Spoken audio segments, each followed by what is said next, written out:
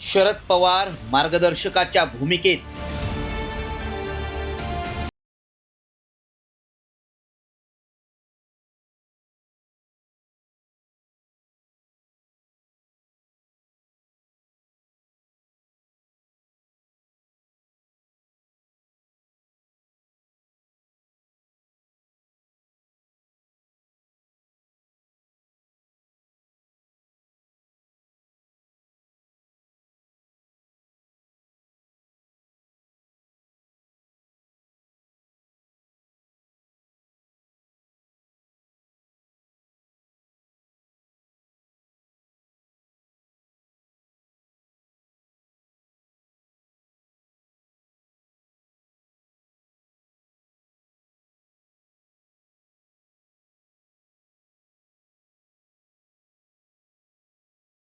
बाजूला बसून कशा पद्धतीने समजावतायत, तर रोहित आणि पार्थ पवार हे दोघंही एखाद्या विद्यार्थ्यासारखं शरद पवारांचं बोलणं नीट ऐकून घेतायत। एकीकडे राष्ट्रवादीच्या विलीनीकरणाची चर्चा सुरू असताना दुसरीकडे पवार कुटुंबातील पुढच्या पिढीमध्ये समन्वय साधण्याचं काम खुद्द शरद पवारच करतायत। दरम्यान 2019च्या लोकसभा निवडणुकीत पार्थ पवारांना उमेदवारी देण्यावरून नकारात्मक भूमिका घेणाऱ्या शरद पवारांनी या दुःखाच्या क्षणी कुटुंबाला सावरण्याची जबाबदारी आपल्या खांद्यावर घेतली आहे। परिवारामध्ये चर्चा होणं याच्यामध्ये गैर वाटण्याचं काही कारण नाही।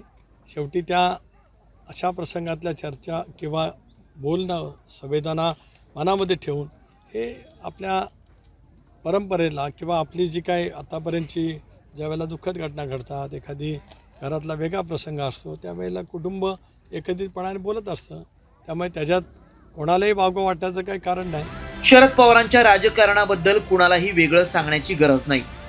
मात्र अजितदादांच्या निधनानंतर शरद पवारांनी राजकारणाची प्रतिमा बाजूला ठेवत ते एक आजोबा आणि कुटुंब प्रमुख म्हणून नातवांच्या पाठीशी उभे राहिलेत। सहयोगमधील हा व्हिडिओ फक्त राजकारणावरच्या गप्पांचा नाही, तर शरद पवारांच्या मार्गदर्शनाखाली तयार होणाऱ्या पवार घराण्यातील नव्या पिढीचा आश्वासक चेहरा आहे। ब्युरो रिपोर्ट, साम टीव्ही न्यूज।